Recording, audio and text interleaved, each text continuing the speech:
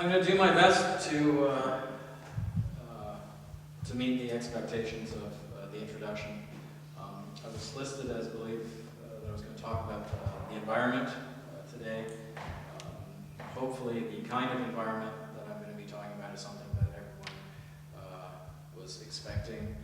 It's not going to be just about the green growies and the animals and plants and all that stuff out there. It's really dealing with our built environment. And what that means really is that we need to accept that the environment that we live in, that has all these impacts on the natural environment, is one of our own creating. All those buildings, this one, our streets, our neighborhoods, our communities, are things that we create as a community through various regulations we have and various kinds of investments and developments that are out there. So we need to take responsibility for developing those in a way that they support not only the health of the natural environment, but ourselves as well. From the perspective of a municipal urban planner, what we're really talking about, or at least what I'm talking about, is urban design. You may be asking yourself, well, why are we going to talk about that? I don't know anything about it, and I'll get to it a little later on, how you probably know more about urban design than you think you do. In fact, you have the skills and the ability to get involved and influence the kinds of decisions that are made in terms of our built environment with the skills that you have. So the definition that we've used for the project was the definition of space through the careful arrangement and design of architecture, landscaping, and use to create livable places for people. So that's basically all those things that I just mentioned that create our three-dimensional built world and how those interrelate to create those spaces that we live our lives in. Quite often, the discussions around urban design and our built environment are primarily focused around aesthetics. And that was kind of the early discussions when I was brought on to work with the town 2 years ago, September. It was very much focused on the aesthetic characteristics. And I'm going to talk a little bit about how I guide that towards a more holistic approach. So why is this important? Well, because the way we build our environment impacts community health, impacts environmental health, economic prosperity, a whole list of other things that all relate in the end to our livability as a community. And that is community large or small. The way we create it is what's going to give us the stage upon which we play out our lives. So we've got all these things that have to create good interrelationships, and we're going to take those building blocks and hopefully come up with an environment that suits our needs and gives us the things that will provide us a healthy, stable, sustainable, and enjoyable environment. So I'm going to jump around a little bit in terms of our local context and how the process of creating the town's current urban design manual, which are the new rules under which we guide our built form, and talk a little bit about context, talk a little bit about understanding the built environment, and then a few specifics about what the rules are and how they're going to change excuse me, our community for the positive. So context, well, we all understand, and I believe you heard a fair amount of discussion last talk when Richard Lex was here about the history of the community and all that. So we understand this kind of picture, that we have our heritage downtown, and we've evolved from that. So we've got the idea of the built form context. And we also understand the context of the things that we used to do here, such as the work down in the shipyards, and have a sense of what that means to be from Collingwood and how important that is. But just as important is the context of understanding the social connections that we have within the community, that it's not just about the physical structure, because if it was just about the physical structure and those buildings and all that was all that really mattered, then the fact that we stopped building ships down at the shipyards would mean that that part of our community isn't important anymore. And we know that it still is, because it's still in what architect Aldo Rossi said, that an importance of place comes in when it has slipped into the collective memory. So it's that memory of the place that really continues that importance to us and connects the place, the built form, to our social interactions and who we are as a community. I'm going to show a quick little, it's a bit grainy, sorry for that, but this is a little video of a side launch. And whenever I've used this video in my discussions about this particular project, anyone who either had experience working there, knew a relative working there, had some sort of connection to the shipyards, it seems to elicit sort of two responses. One is, you know, the kind of a sadness that that it is no longer continuing and that is past, that time is past for the community, but also a pride in the fact that that's what we used to do and we're still connected to that identity of place in terms of the things that we did in our community. And so, even though we're actively not doing this anymore, Collingwood is still a shipbuilding community. And we're still a community of all kinds of activities. And we need to make sure that when we look at our built environment and the way we're developing new parts of our community, that we connect to those kinds of things that are not only the identity of the look and feel of the place, but also the cultural component. The impetus for the project itself, as I said, was certainly focused primarily on the idea of it being aesthetic-oriented. 2 years ago, Council was asking me to take a look at, well, let's say the landscape design standards and the architectural standards, and I wanted to broaden that scope for them a little bit. Here's a quote from journalist Christopher Hume that says, "We are only too happy to help those that would remake the city in their own image, not ours." And we see this every day. In the office, this is the kind of thing that we're presented with when there's a new proposal for a development in the community. And again, thinking about not just aesthetics, but function and how it relates to the community's vision of itself and where it wants to go into the future. So this is what we're presented, that this new development is going to be so magical and lovely that folks are going to be having a hard time sharing space between cyclists and rollerbladers on the landscaped island. That these folks up front are in awe of the oceanic expanse of parking and the wonderful view that it provides. And if I'm not mistaken, the other couple here with the flowers and the red shirt just got engaged. It is such a magical, beautiful space. And is there any doubt that in reality, when it is built, it is truly equally as bad as what was presented as this magical good that was the image and how this was sold to us? And it's easy to point to all the environmental issues with this, the heat island, the increased stormwater runoff issues, displacement of habitat, all that kind of stuff. But this is also an inhospitable place and unhealthy and dangerous. Even in a vehicle, because the way these spaces are designed, there's no clear direction of where cars are supposed to go and where not, and I'm sure no one in here has ever cut diagonally across a parking lot and anything like that. But that kind of behavior is inherently dangerous. And if you imagine then being a pedestrian, that you unfortunately find yourself out here, this is a dangerous environment. And yet this is the kind of thing that we create all day, everywhere. And it's a built form that does not support our current sort of desires for livability, nor our future vision. And it's not just the large-scale stuff. If anyone in here has a sense of what this might be, I'm going to guess you actually are going to be wrong in terms of my perspective of it. This actually happens to be employee seating behind an establishment in town. And so it's also the small-scale attention to detail.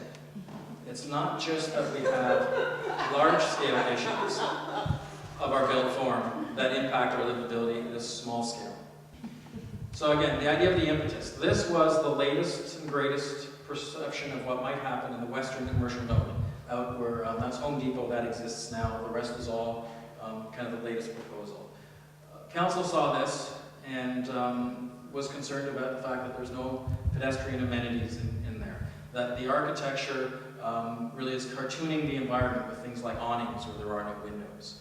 That the buildings are faceless and placeless and nameless, and they don't relate to our context, nor the way we want to live our lives or need to live our lives.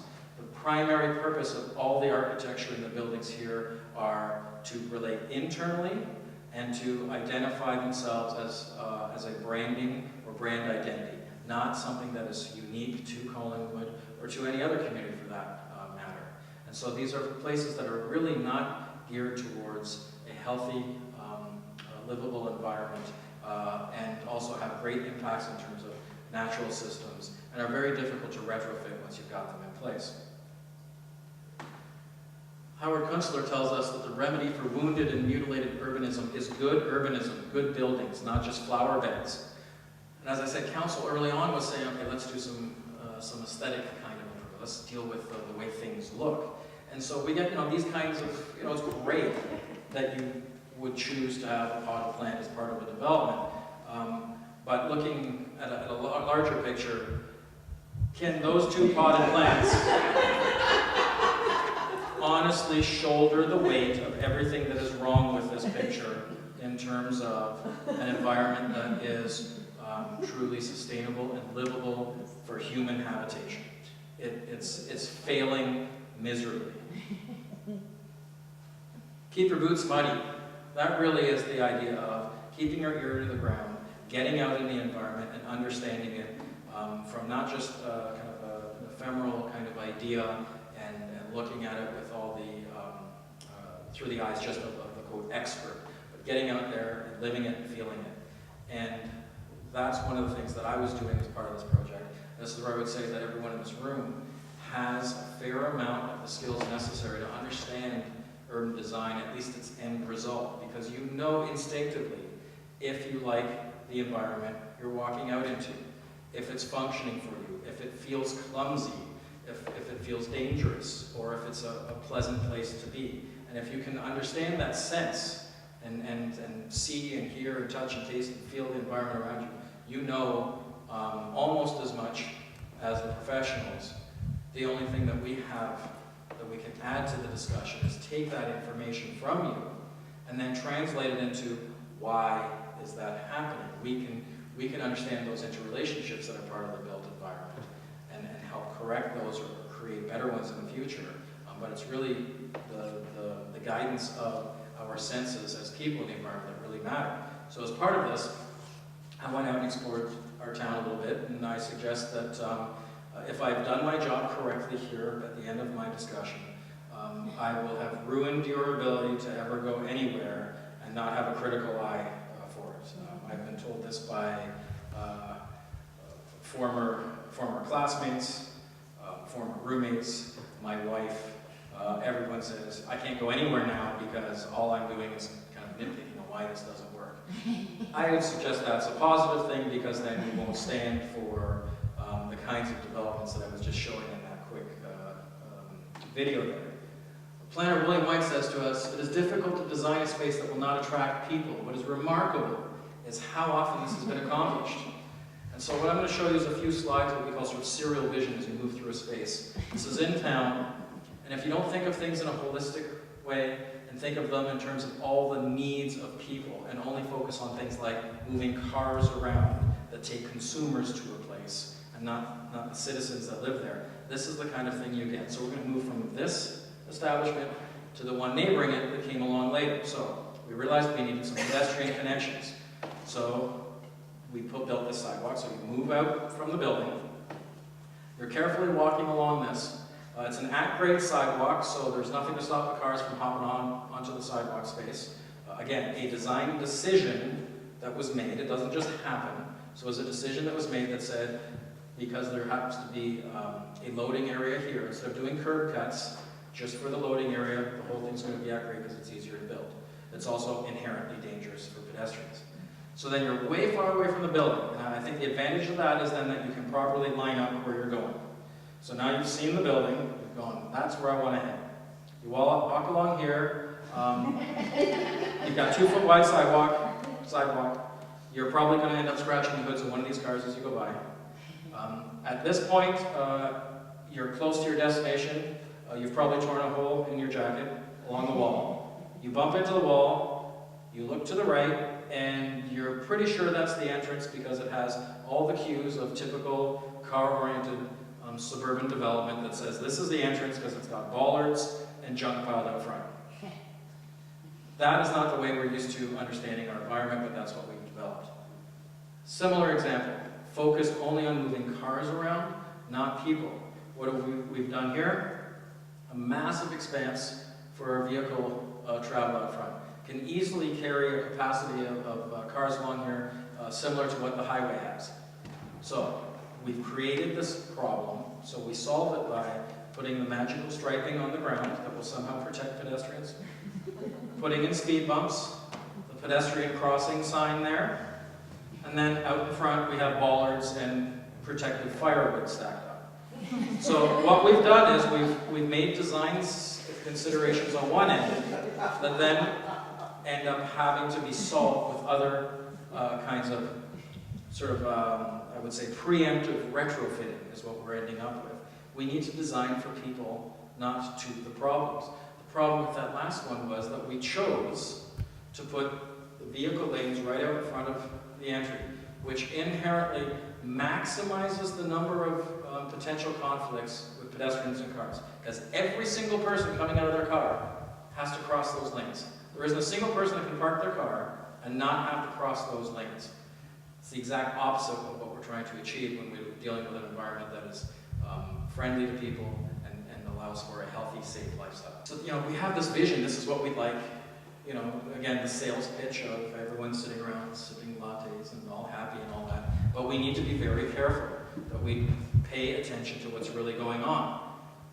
Is this really what we want? Where what we get is a cartooning of our environment? And the fact that we have accepted this, and that this is the kind of solution that solves the problem of not having storefronts addressing the street, not having a pedestrian-oriented environment, that somehow we accept this as making sense.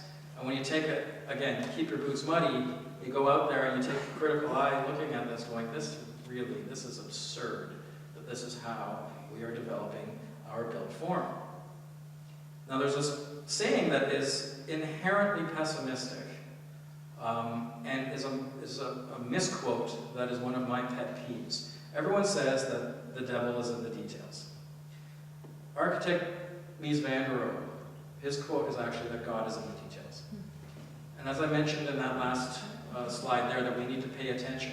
If you think about a piece of art, a sculpture, literature, an individual, a place, a family, a building, it is the attention to detail that makes any of those things that you really love special. So we shouldn't be afraid of paying attention to those details.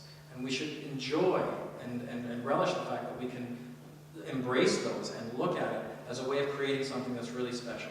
Because when we don't, that's when we get the silly stuff that is kind of the accepted norm in terms of a built environment that we're living in. So the Urban Design Manual, the project itself, looking at all these kinds of issues that I've raised, was something that the council wanted to come up with. And we realized that we could achieve better in a whole list of categories. And with some guidance, they understood that it needed to be more than just an aesthetic study and answers to dealing with aesthetic issues. It needed to be about functioning and relationships and all that. So we knew that we could achieve better. And taking the precautionary words from Marshall McLuhan, says the solution always lies inside the problem, not outside. So I wanted to make sure that we had a process that was asking the right questions. And I was asking myself, how do I design the process that allows for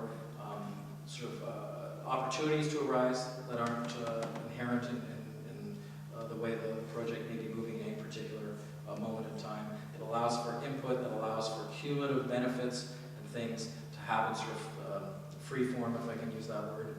And what I found was that a perfect definition of this was described by Dr. Nelson in this book, The Design Way, where he describes the third culture of leadership, which basically means that you have intentional change, that you're creating emergent properties, and that you have a systems thinking approach.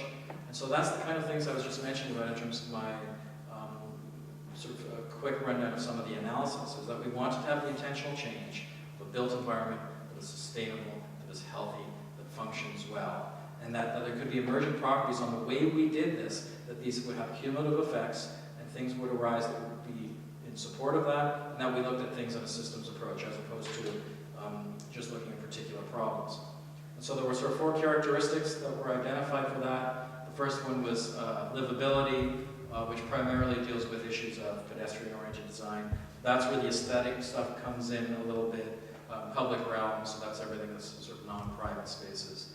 The next one was sustainability, which is all about the sort of traditional environmental things, if you will, and active transportation and our impacts on the environment. The third one was readability, so that was so that the document itself, which I have right here, was something that everyone could understand, that it wasn't just something that was only for the professionals or experts, if you will, that council and most of all the citizens of the community could read and understand. And then finally, the engagement. So that was designing the process so that we used contemporary engagement methods, which meant putting out a blog, putting things online, having more face-to-face connection, meeting with every community group that I could think of, and so that we really made sure that we were hearing the voices of the community and expressing what we were doing. Related to that, the first thing I'm going to mention is the medium is the message.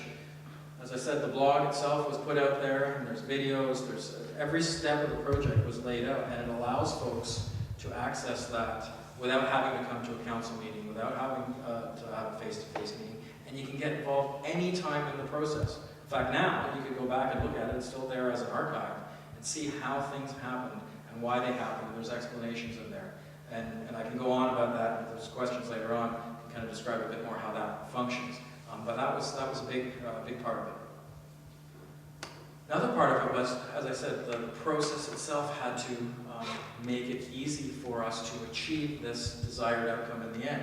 So while we're all more or less used to seeing this kind of elevation illustration of a project, it's very difficult to understand what's really happening here.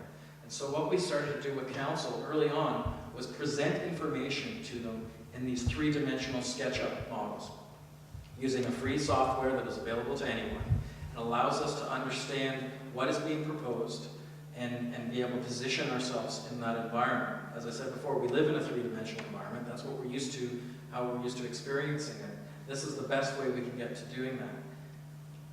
The other benefit of that, this is one of those emergent properties, was that because we presented the information this way to council, when we said that the design manual was going to give us the opportunity to require new development applications to give us this kind of model, there was no discussion about it. Council understood that that was a very reasonable requirement because it was a tool that made things understandable for them and for the public and for neighbors and all that stuff. So again, the way we presented it, the medium is the message, was showing that, hey, this is the best way to describe it, and therefore it should be expected for new developments. And so that's one of our requirements.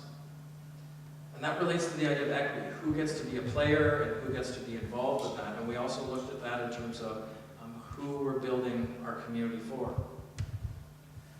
Soon we must face the choice between what is right and what is easy. These are extremely wise words from the wizard Dumbledore from the kids' Harry Potter series. And with that in mind, we looked at a few ways of making sure that our built environment in the future will be as equitable as possible. One was active transportation, because we see, currently if we have something like this where the only defined space for a pedestrian to go is the crosshatched area, which is mostly wiped out now, that leads to a seating area and parking, but there's no direct line for pedestrians from the sidewalk up to there. So we're asking pedestrians, or in fact telling them, that they have to walk where the cars are supposed to go, in a space designed for cars, but there's no space designed for them. And then we put up a sign that says, warning, we made a design mistake here. It's not obvious that people should be walking here. It looks like a car space, acts like a car space, but in fact there will be people in your way, don't run them down. Now if there's any question how important that is, we just need to look at the fact that it gets even worse in other seasons, because the laneway has now gotten shorter. It's more difficult to walk. It's longer for the cars to stop. We're just compounding these errors. So the new standards require infrastructure specifically for people.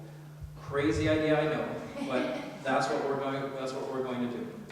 Also looking at safe routes to school. We often retrofit these in most communities because we realize that we haven't done what we need to. Now new developments have to define at least one spine through there that is an identified safe route to school, that has enhancements to the crossings, has specific signage. And again, on one development it doesn't matter, but over time that cumulative impact means that in a generation's time these roads will all exist and we won't be scratching our head afterward going, how do we make sure our kids can move around safely? Because they don't have access to vehicles. Natural play spaces. We're the first municipality in North America to require these with our new neighborhood center parks. And the benefit of these is that they provide both gross motor skills opportunities, so that's the big movements, and fine motor skill opportunities, so the small tactile play. And they also provide a better connection to the natural environment. There's all kinds of benefits in terms of physical and mental development for children in these spaces. And they're very highly designed. This isn't just placed this way, it has to be properly engineered. There's all the safety stuff that goes into it as well. But it's something that we're really looking forward to doing. Here's another example, again, this idea of this cumulative impacts. This design from a landscape architect from the Netherlands has provided a ramp up to the slide area and stairs beside the slide. So it means that a child who has mobility issues can still gain access to the slide, and the child minder can help them down the slide. So you're giving the opportunity for that shared play and increased access for folks that normally would have been left out of the opportunities available. The 3 degrees of influence, we've all heard of 6 degrees of separation. This is again the idea of how we can have emergent properties and be a creativity catalyst. We did outreach to a bunch of groups, these happen to be 3 of them, saying, you guys are always telling us about the best way to do things. Well, we've come up with some ideas. What do you think? Give us a review. And so we contacted the Simcoe-Muskoka Health District and said, what do you think? Have we achieved this kind of livable, safe community? They provided us all kinds of comments, which was great, but that was only the first step. We've actually changed how they do their business now too. They have decided and have done an outreach to every municipality in their catchment area and saying, hey, we loved it so much that Collingwood asked us about this. We want to provide comments on all your OPs, the official plans, on all your zoning bylaws, all that stuff, because that impacts what we do. So now the cool thing is that while we're trying to create our local environment to be healthier and safer and all that, all our neighbors are inherently going to be doing that more with the influence of the health district. So it's very exciting that they actually took that upon themselves. So in the end, what did we end up with in terms of the new rules, if you will, is that now we have something that is laid out, sort of 10 chapters in there to describe the different components of design when it comes to our built environment, the kinds of things that the developers are going to have to do. And we say, what does the land tell us? What is the block patterns that we need to have? How does it connect with the existing street system? What kind of opportunities are there to provide pedestrian connections? And where and how are we going to locate and design our public spaces, like our parks, so that they interact properly with the uses and people that are there? Let's look at opportunities that really highlight our context, all that heritage stuff, but also the other context of landmark specific sites because of their importance. And how do we make sure that the public and private spaces interact, again, so that we don't have these buildings that are only internally focused, that don't add to the public realm. But also making sure that there are other kind of back-of-house operations and parking and things that need to be there, but that they don't conflict with the benefits and the positive things that we need in our environment. And so that the end result is we've got a package that lays all this out there, puts the rules on the table up front, guided by the vision that the community has given us with all the various policies we have, and that the new development will achieve that for our community. I'm going to leave you with one final quote, because all of this stuff for me not only was really exciting professionally, but it was a lot of fun to try to explore new ways of doing things, new ways of thinking and that. And so I'm going to leave you with a quote from my son, and it says, "The more I play, the larger my world does become." And if you think of things in that way, and keep your eyes open when you're out there in sort of the built environment and your expectations of what your community should be providing for you. Also keep this in mind, and hopefully you can get involved and realize that not everything we're doing in the public service world is necessarily tedious and boring, and that you might actually be able to join us and have some fun as we create these things. Thank you.